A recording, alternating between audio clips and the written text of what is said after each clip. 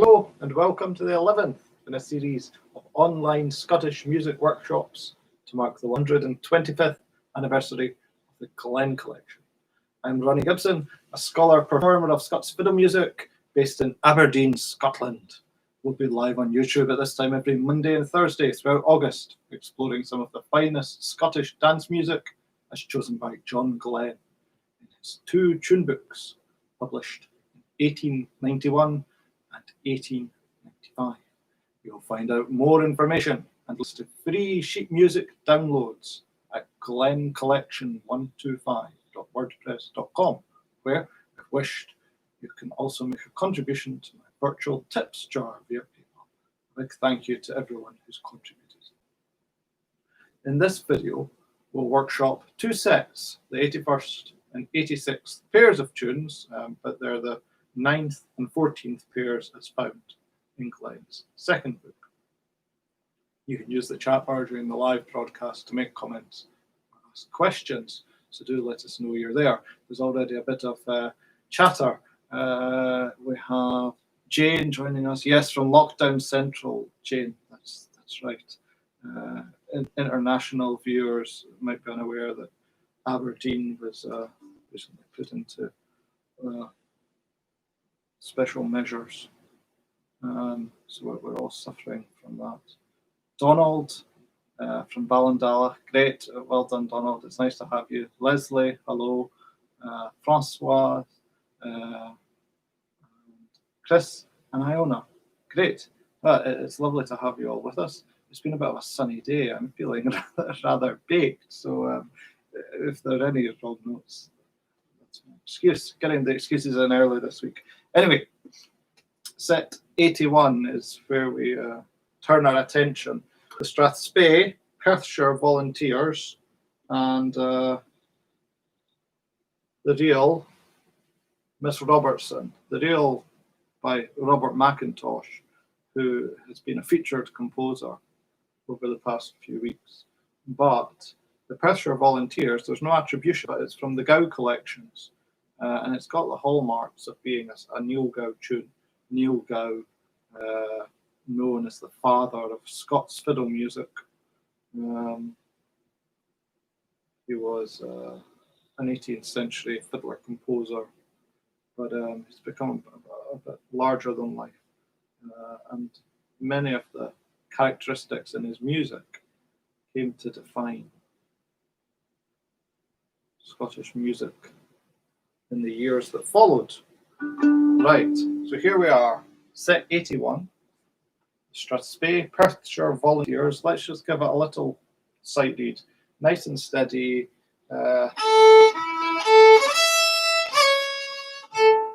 3 and 4.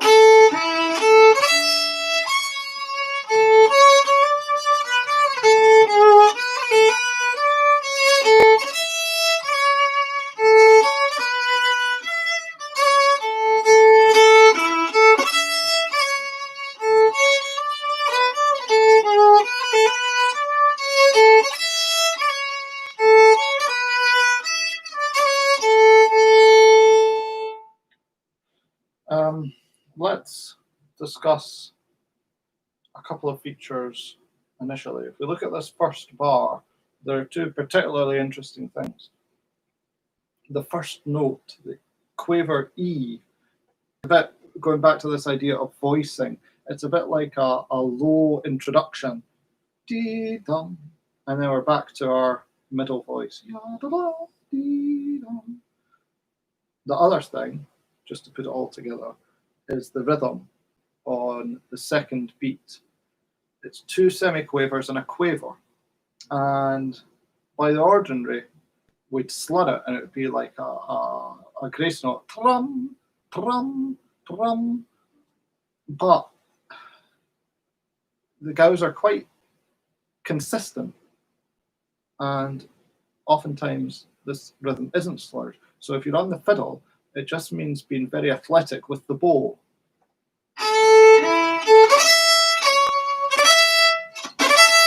If you get towards the upper half and then you're just sort of pivoting, especially with the string crossing,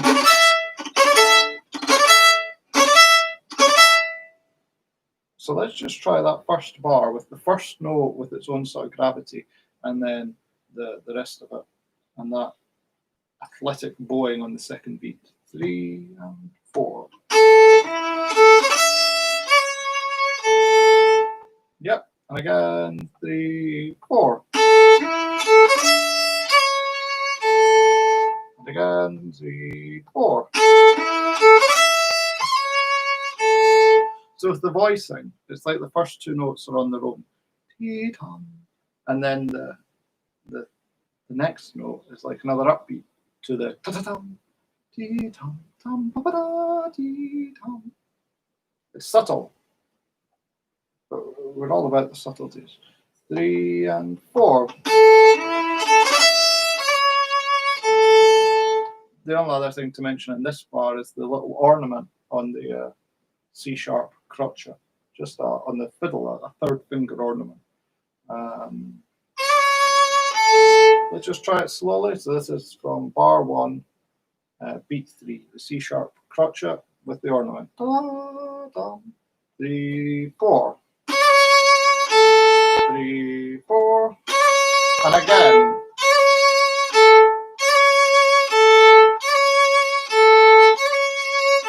And then we get the more textural rather than pitch-based effect. Good. In the second bar, we've got a little figure on beats 3 and 4. It's got all the hallmarks of what we've come to call the up-driven bow. The up-driven bow is where you play the first quaver with a down, and then the next 3 quavers on the up. And it's become so emblematic of what present-day performers believed to be Neil Gow's secret weapon that it's frankly overused. So I resisted the temptation to turn this little ornament, this little rhythmic group in the second half of the second bar into an up-driven bow.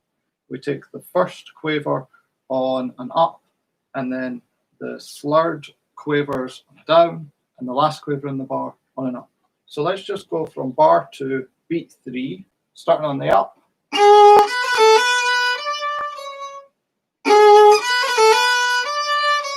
Together, 1, 2. And again, and. Once more, and. Now we've got this little ornament in the middle. A turn.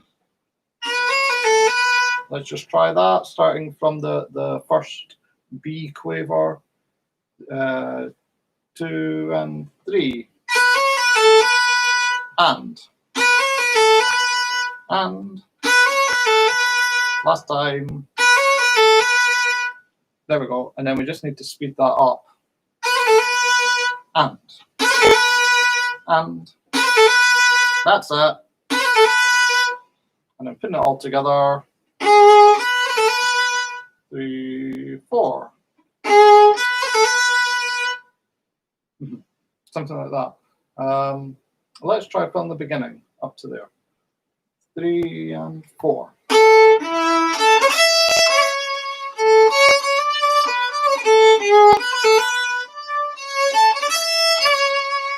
And then the third bar is as the first bar. And then we just have a little cadence in the last bar of the line. 3, 4. Last bar again.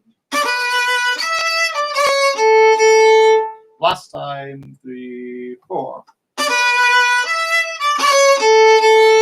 Just make sure you have a bit of bite for that snap at the start of the last bar.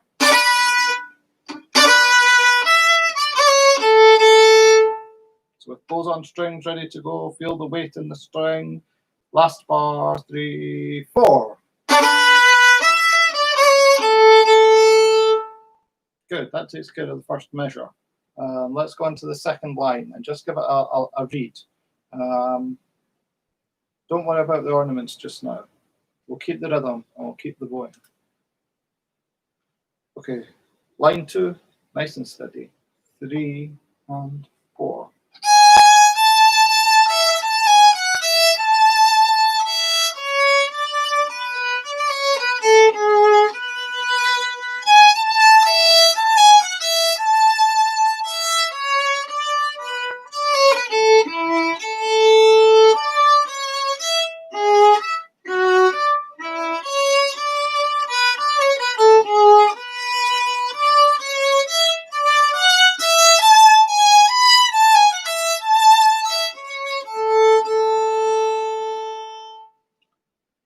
Very good.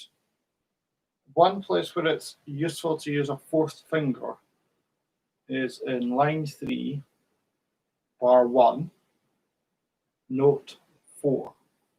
It's a quaver E, and because it's preceded by a G sharp, which is a high 3rd finger on the D, it's best to just tuck the 4 in on top, but on the A string, rather than trying to jump over to the open E string. Let's just try that place. So line 3, from the start of the line, 3 and 4 and 4, and again, and 4, 4, last time, 3 and 4.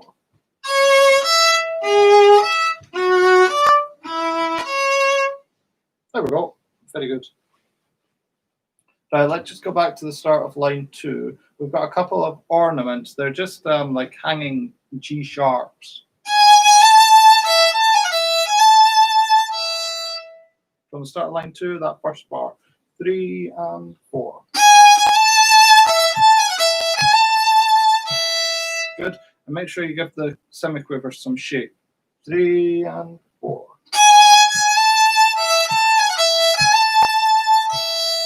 There we go. And then the upbeat to bar 2, we've got more hanging ornaments, this time a C sharp.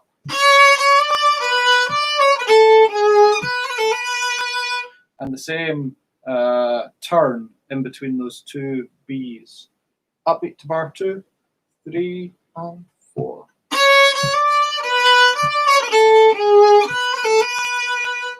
A nice bit of shape to the quavers again. Again, 3 and 4.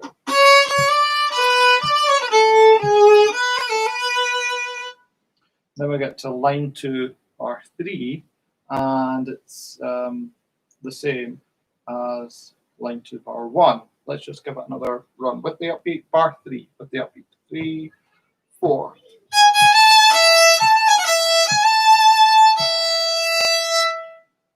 Notice though that the upbeat is a semiquaver.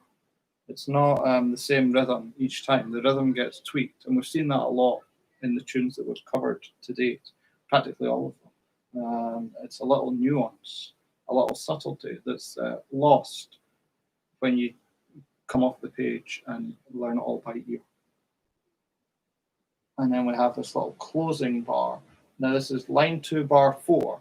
Let's just talk straight away about the last few notes. Above it, I've penciled in 0/4, and that's the unison, where you want to play a 4th finger on the D string and the open A. Now you need really high fingers so that your fingers don't intrude on the open string and compromise its sound. Now let's start looking at this by playing on the D string, G sharp A, 3, 4.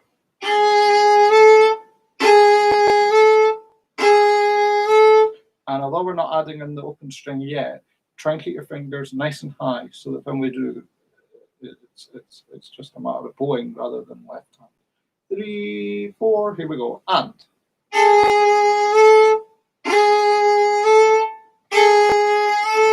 That's the idea. And then you just want to add in the open string above that.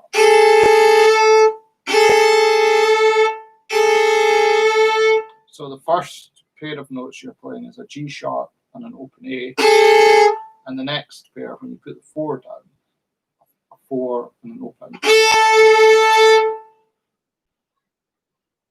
In context, so this is line 2, bar 4, beat 3, and starting on the quaver E.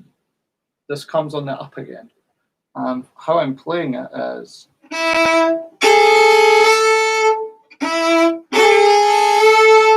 so I'm playing from the quaver E, G sharp, A, but also with the A above from the G sharp.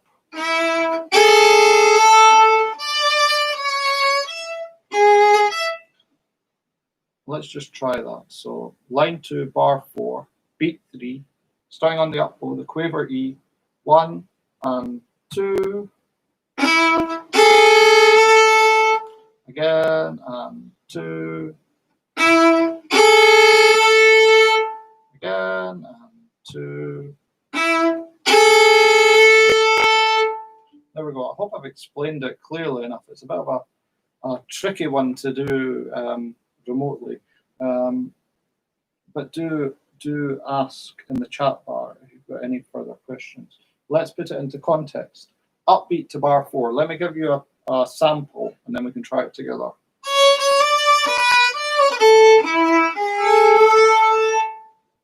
Okay, upbeat to line 2, bar 4, 3 and 4.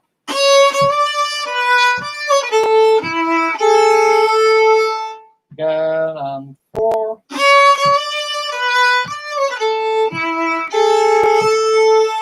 Once more, and 4.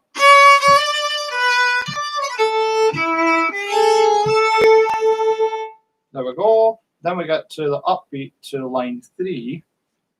Let's just try that again. We looked at it at the start of this section. Upbeat to line 3, 3 and 4.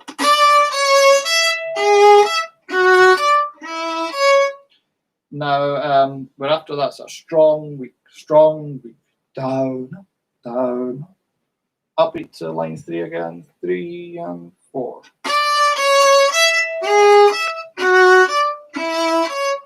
This is all about voicing. You've got a high voice and a low voice. The low voice is going. And you want to try and bring that out by making the downs nice and broad. And then we have this little offbeat voice in the high voice. Yeah, yeah, yeah, yeah.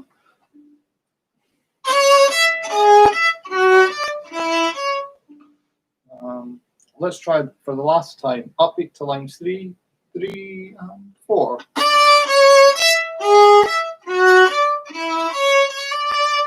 And then that takes us to line 2. It's very similar, indeed identical to the above line bar 2s of the line. So let's jump to line 3, bar 3. 3 and 4 and. It's exactly the same style of voicing. Down, down, down, down, strong downs and recessive ups. So you're going.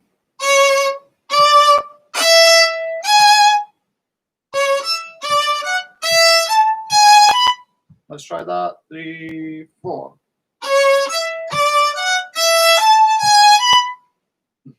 Very good.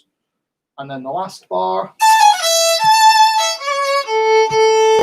A nice bit of shape on the semiquavers. That should about do it. And then a little ornament. It's just a third finger ornament. Least of our worries at this stage. 3, the last bar of the strathspey. 3, 4. And again. Once more, and.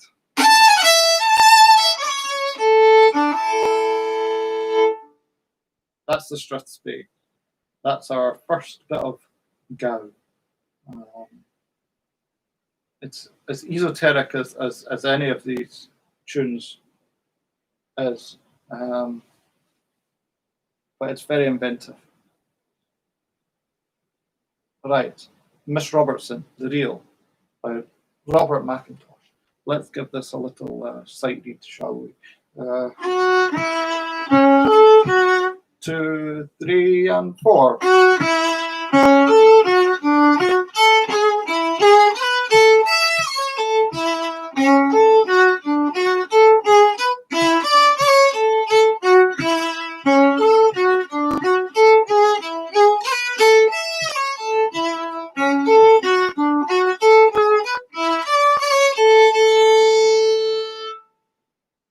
A couple of places where the fourth finger will help.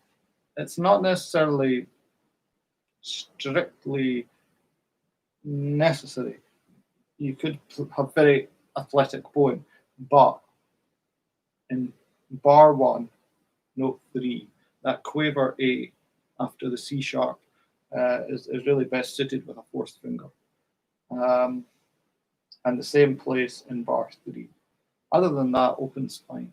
Let's give it another run. 2, 3, and 4.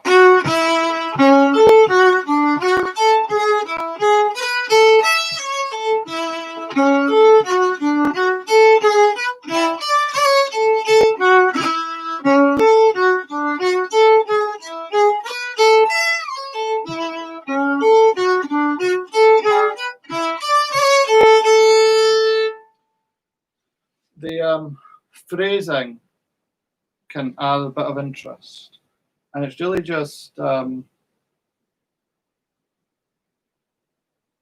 instance, the last note of bar 1 is the upbeat to the next 3 quavers. So you have dee dum, dee da da da dum, da dee da dum, da dum, da dum.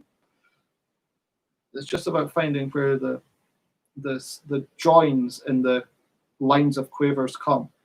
Dee da da dee da dum, ba dee da dum. You see the upbeat to bar 2, ba dee da dum, and the first 3 quavers of the second bar, da dee da dum, and then the next little group, dee dum, ba dee da dum. It's all about shapes. There's the sort of shape on the page, but there's a more abstract musical shape, and it's just about the connections between the notes. Let me demonstrate. We can try it together shortly. So even these first 3 notes make a little group. And although the C sharp is slurred, the A is like the upbeat to the next group.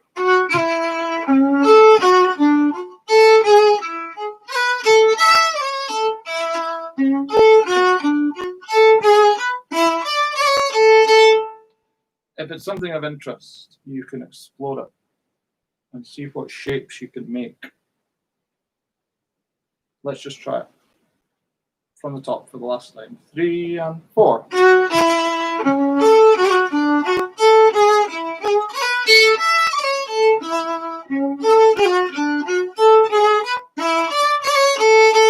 And then in the last bar, of course, good old paired quavers.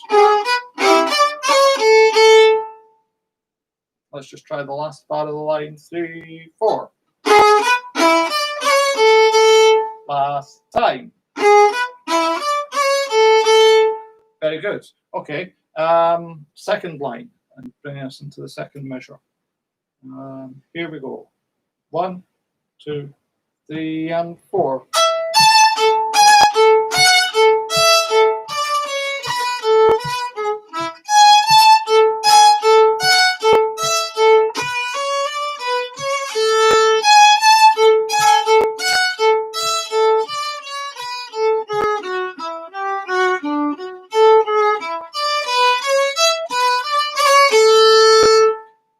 Of tied A's in line 2, bar 4, and line 3, bar 4.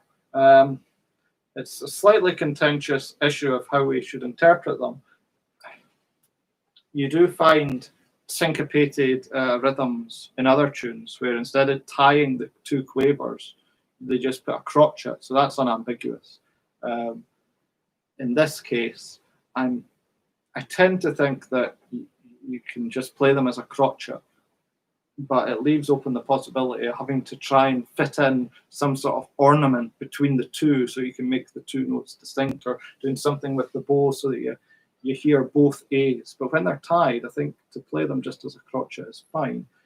So it means if we take a look at line 2, bar 4,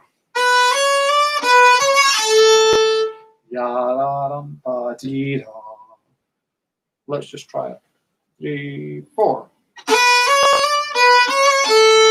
And again, 2, 3, 4. And in the final bar of the tune, ya da dee da dee da, and it ends on the up. Okay, let's try the final bar. 3, 4. And it takes attention away from the on the beat note, the C sharp. Ya da da da dee da. Last time. 3, 4. There we go. Now, the only other thing is to point out the voicing. We've covered it already in the Perthshire Volunteers, but line 2, bar 1, line 2, bar 3, and line 3, bar 1. Those 3 bars have this voicing. And it sounds fairly academic when we slow it down, but when we speed it up, it comes to life. It's just a sort of hacking down, down, down, down. All the way it goes in the down, and the up is just a sort of spring return. T, T, ta. Let's just look at line 2, bar 1.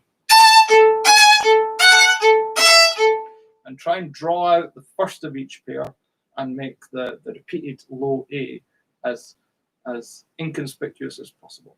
Okay, line 2, bar 1, 3, 4. And again, and. That's that, yeah. Okay, I think we're ready to give this set a run. This is set 81, Perthshire Volunteers, Miss Robertson, at a steady tempo. 1, 2, 3, and 4.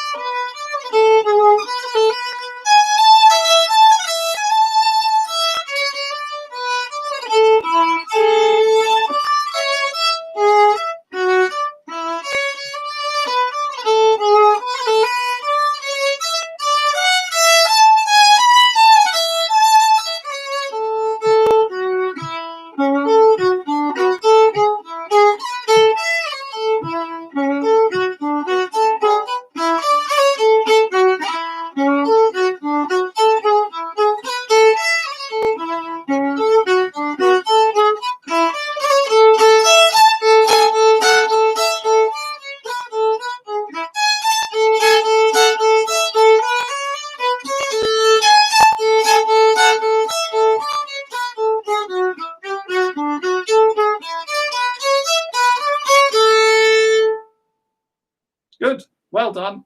Any thoughts? Do fire them into the chat bar. Returning just quickly before we do the quicker playthrough to Miss Robertson, line 2, where we have the voicing, the first bar, for instance. Fiddles, if you can get into the lower third of the bow, you can really give these notes some shape.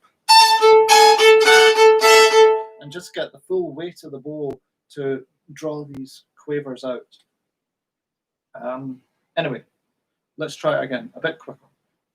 It seems almost like a shame to speed it up and lose all the detail, but what we lose in detail, we gain in other things.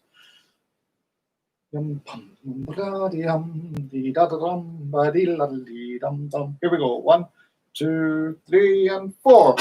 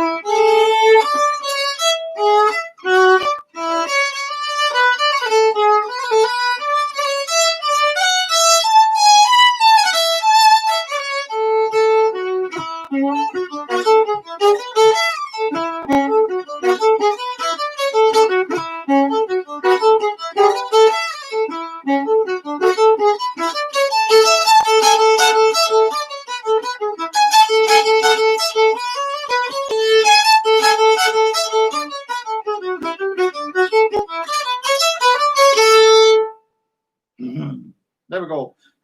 Smashing tunes, as ever, but I think they're particularly good. That takes care of set 81. Moving on to set 86. The Strathspey Mrs. Gregory and the real Miss Stewart of Garth. Miss Stewart of Garth is a Malcolm MacDonald tune. We've played a few of his. They're always delightful. Mrs. Gregory is by the composer White. And I think it's probably the only tune by White that features in the Glen Collection, but it's delightful. Let's start there. Mrs. Gregory will play the first line without ornamentation and with equal quavers at this sort of speed. Ready, 2, 3, and 4.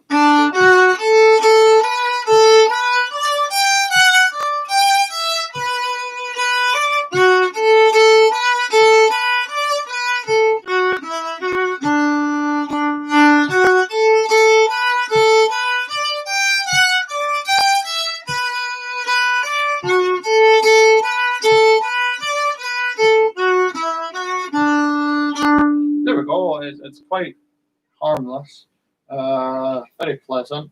We'll bring it to life. Let's, before we add the rhythm, take a wee look at these unisons. So you'll see there are a few places, bar 1, bar 3, and bar 4, where there's a 0/4 printed above the note. That's the unison. And on the lower string, so for the first couple on the D string, you're playing G sharp A, 3, 4. And then in bar 4, you're on the G, so you're playing C sharp 4, C sharp, C sharp 4, and then just with the open string above. If we look at the first from the beginning, I'll just play up to the unison.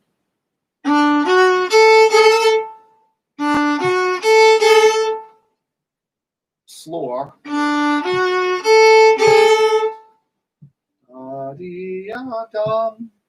Okay, let's try it together. 3 and 4. And again. Last time. And. The unison's not to be taken for granted. If it's a technique that's new to you, it might just take a bit of time to settle. But these are suggested places where you might wish to use it. You can always just ignore it and play just the open string, and you'll get just as good an effect. But let's try equal quavers, this time with the unisons. From the top, 3 and 4.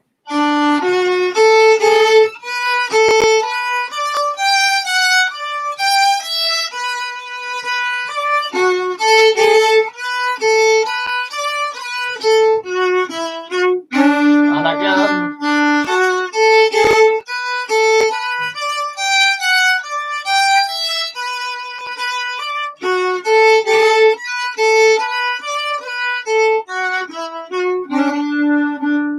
There we go.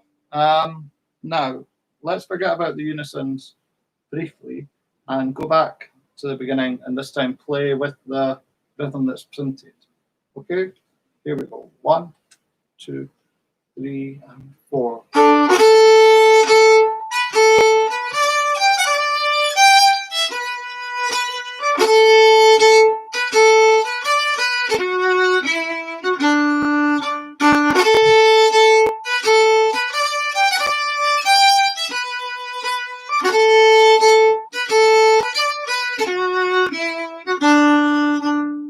Couple of things about this. Notice the equal quavers at the end of bar 3. Make them nice and broad.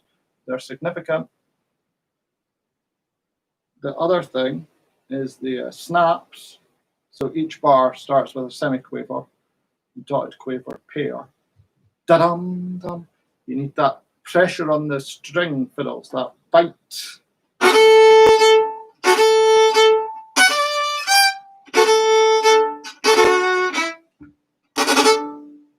Lots of weight.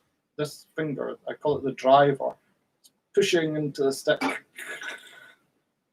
Forces, Newtonian mechanics in action. And the final thing, when we have the dotted rhythm, yum, ta-dee, tum, ta-tum, ta-tum, making it quite detached, so that the semiquaver is as an upbeat to the next note. Yadam dum, da-dee, da-dum, da-diddle dum, da-dee dum. Very pointed, but it's that sense of constant upbeat to the next beat. Right, here we go. Once more with the rhythm. Still no ornaments. 3 and 4.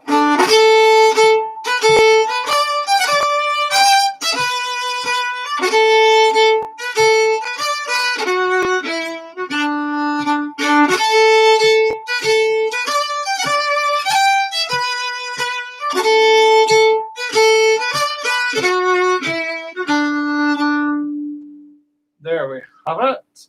It's delightful, and it's unlike some of the more severe Strathspeys. Remember the Macintosh, Abraham Macintosh Strathspeys, very severe.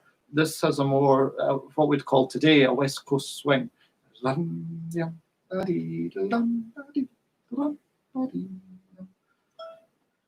and airy. Now, we'll add the unisons in. Before we do, just let's pay some lip service to the ornament in bar 2. It's third finger flick on the fiddles. It's on the second crotch of bar 2. The notes G, A, G. If we slow it down,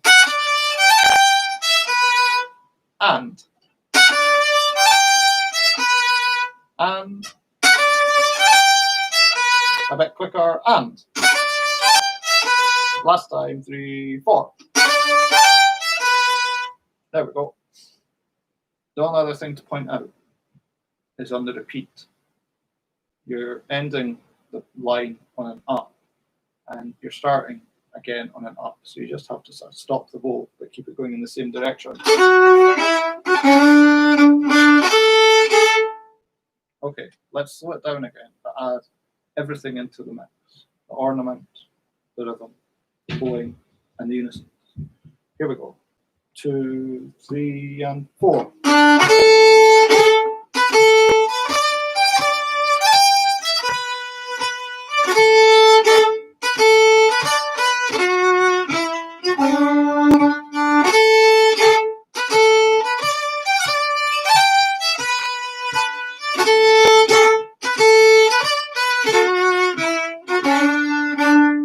There we go. Wonder what sort of woman Mrs. Gregory was, and if it's reflected in the tune. It's a damn fine tune, so she must have been a damn fine lady. Here we go. Line 2 then. Let's give it a read. Let's keep the rhythm in. The rhythm's not too bad, but no ornaments. Okay, here we go. 3 and 4.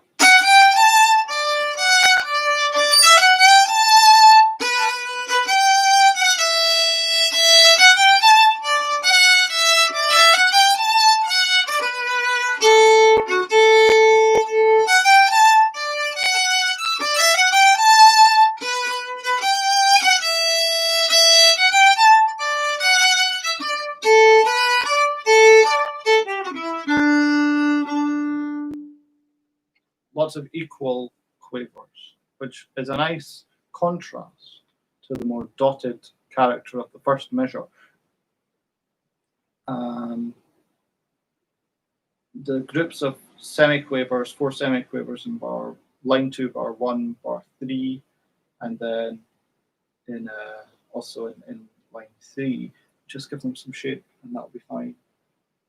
And then when we do get the dotted rhythm, so in line 2, bar 2, just remember to pair the short note with the long note, rather than the long note with the short note.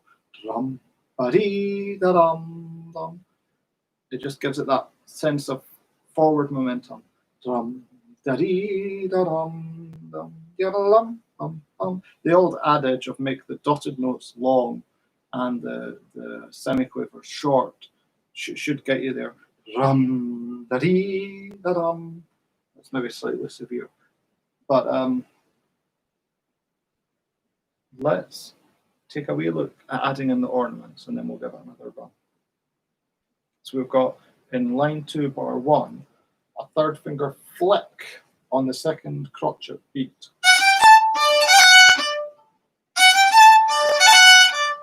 Let's slow it down. 3 and 4. And again.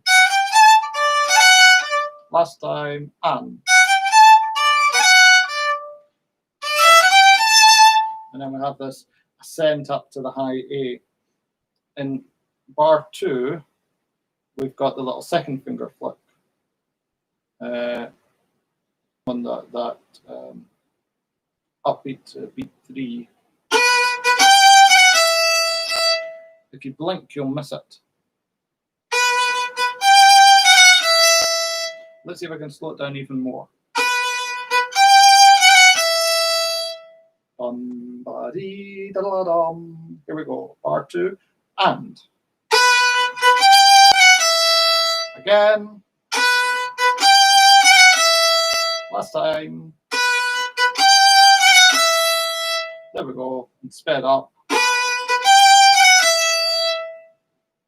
It's textural, purely textural. And then we have bar 3, which is rather similar to bar 1. In line 2, bar 4, we get the return of the unison. But instead of being anticipated by a third finger, it's a second finger. So you're playing, and then on the D string fiddles, 2, 4, with the A string bringing above it. Let's just try it, starting with the second finger, F sharp. Here we go, and. Once more, and. That's the idea. In the context of the bar,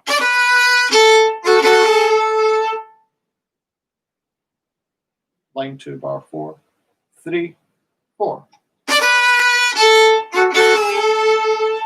Once more, and. There we go. Looking to line 3, it's as above. And then we get to line 3, bar 3, and we're just going a slightly different direction. So let's just play from there till the end, and then we'll give the second measure a little drawing. So line 3, bar 3, 3 and 4, and.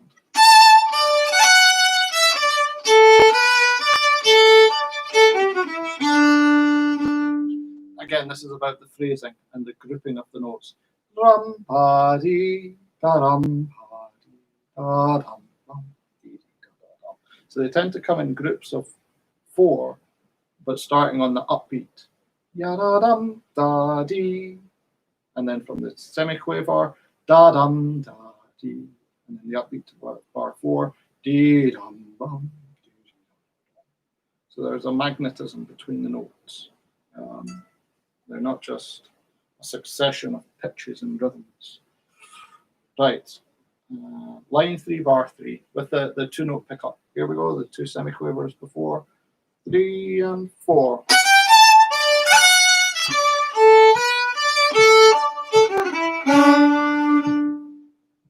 the unison again. Okay, let's just give the second measure a run since we've taken it to pieces, and then we'll move on to the drill. So Mrs. Gregory, line 2, nice and steady, with as printed, 3 and 4.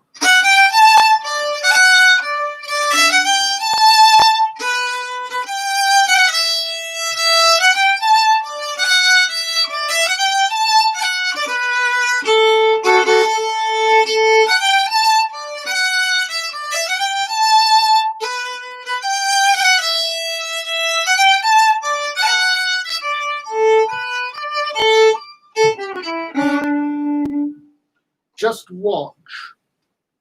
If you compare line 2 bar 1 with line 3 bar 1, the rhythm, the notes are, the pitches are the same, but the rhythm is slightly different. In line 2, the first 4 notes are equal quavers, but in line 3, we've got 2 equal quavers and then a dotted pair.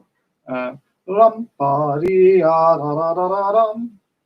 And then yum, ba, dee, ah, da, da, da, da, dum.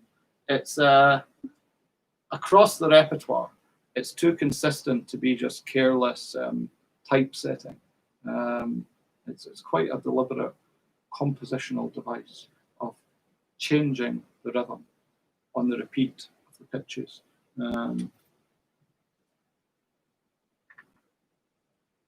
Let's take a look at the reel. Miss Stewart of Garth, and another Malcolm MacDonald tune. Right, nice and steady.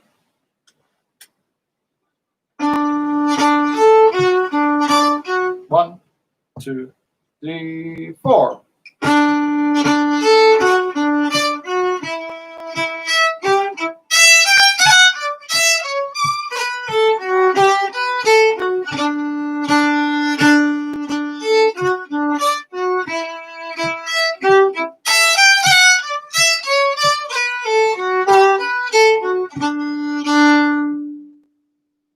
Good. D major, it's quite a majestic, happy place to be on the fiddle. There's some similarities between Miss Stewart and the reel that we just played, actually, in terms of the shapes. But we'll take this in its own merit. There's not too much to say, really. When you're doing the repeat, so the first time through the first line, the last note has a great lift about it, so you can go back to the beginning. And then the second time, it doesn't have as much lift. It's like a close. So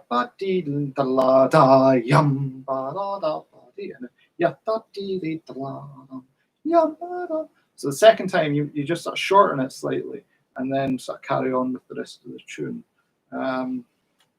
Let's just look. Let's go from line 1, bar 4, as if for the first time. So we're going to do the repeat. Here we go. Line 1, bar 4. 1, 2, 3, 4.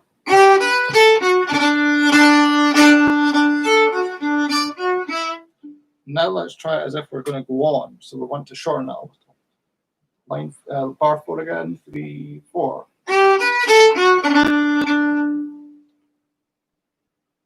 Let me just play the difference again. First time when you repeat, it's longer and it takes you back. And second time, it's partly technical the second time because you need to jump onto that high A, so you need some time to do the string crossing. But it's also just the energy in the tune. So first time you want to wring that D out so you can do the repeat and get lots of energy. And the second time you want to cut it off short because you're going on to the second measure, and you need a bit of time just to get up into the high string. Okay, let's try from the beginning again. Miss Stewart of Garth. 1, 2, 3, 4.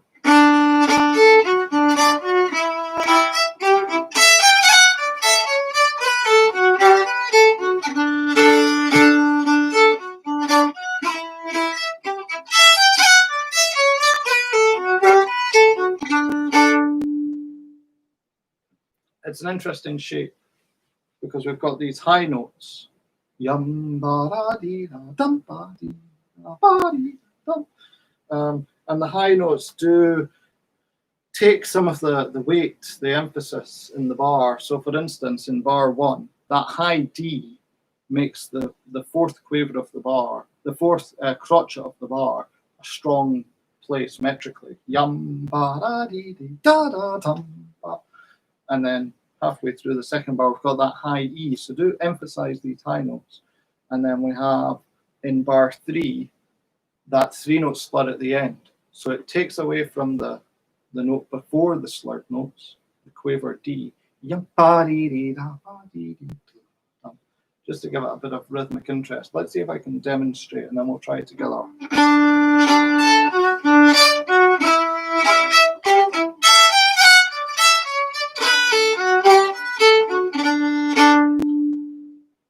So just emphasize those two high notes, the high D in the first bar and the high E, the first high E in the second bar. And then when you get to bar 3, note 5, which is a quaver D, needs to be quite short and soft. And then the first note of the 3-note slur, the quaver B, needs to be firm. Okay, here we go. One more time. 2, 3, 4.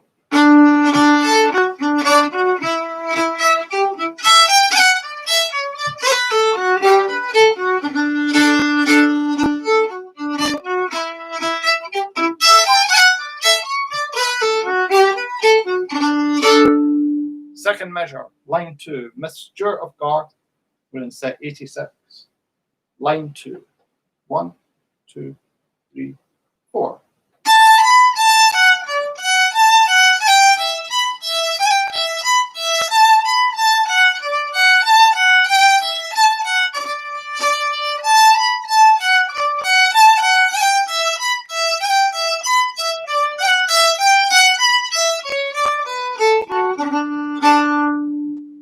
A lot of fourth finger going on fiddles for that high B. So just remember to slide your thumb up the neck of the fiddle just a bit so you can get that stretch, and you're not trying to sort of overextend the fingers.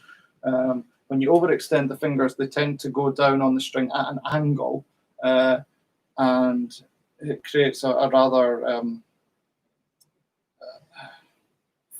fuzzy sort of tone. But if you can get the finger to go down nice and perpendicular to the string, you're only connecting with the string with the very point of the finger, and you get a nice clear tone.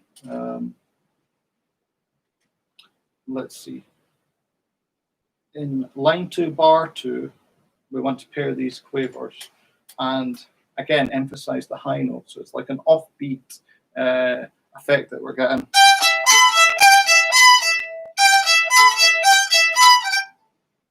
Let's just try that.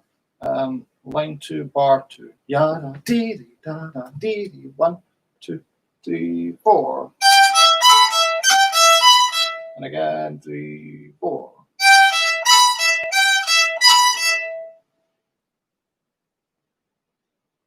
So we're pairing the quavers there. Similarly, in line 2, bar 4, we want to pair the quavers.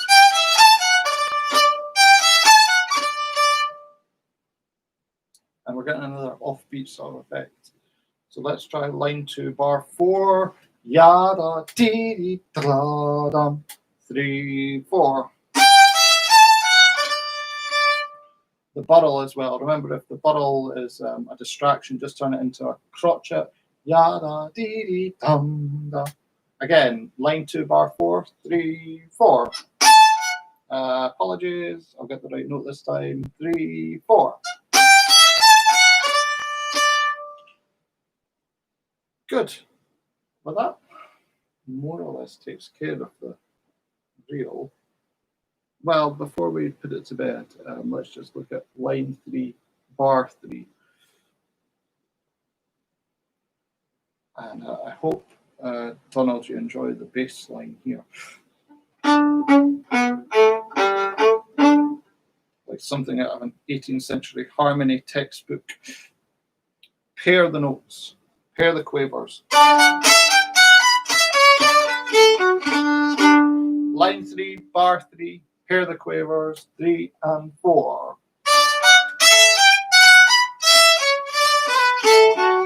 And again.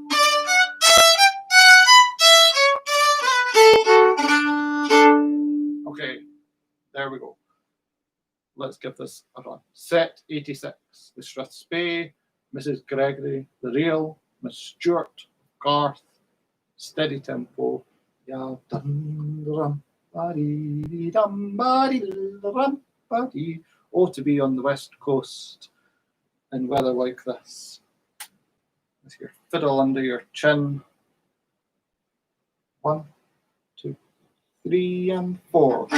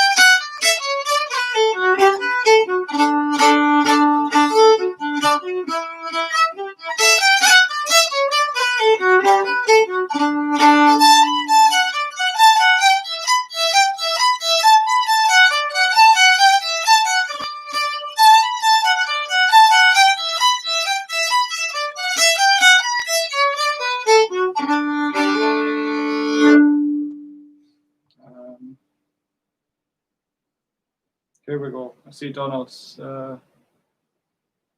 endorsing the sets. Yes, you're enjoying the bass runs. Good. Gotten soft. No flats this week. Well, we're fairly stuck into the cycle of flats and sharps. I just go through the book chronologically, and the tunes are all grouped by key. So we've got a good run of A major tunes under the belt, and now we're on to, I think we've got a few more D major coming up. Don't worry though, Donald, the flats will be back.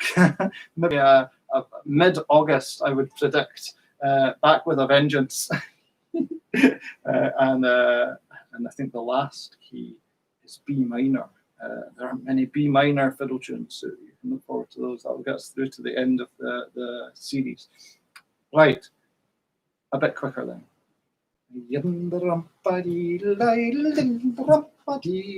Better to play it than sing it, huh? 1, 2, 3, and 4.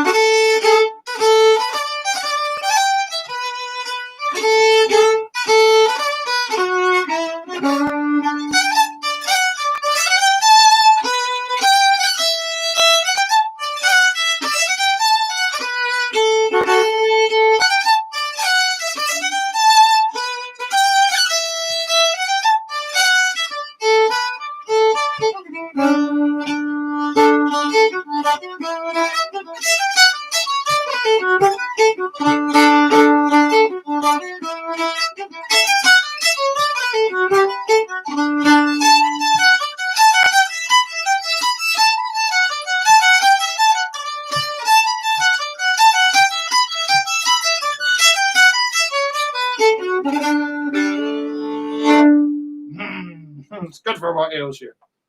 That's about it for this week.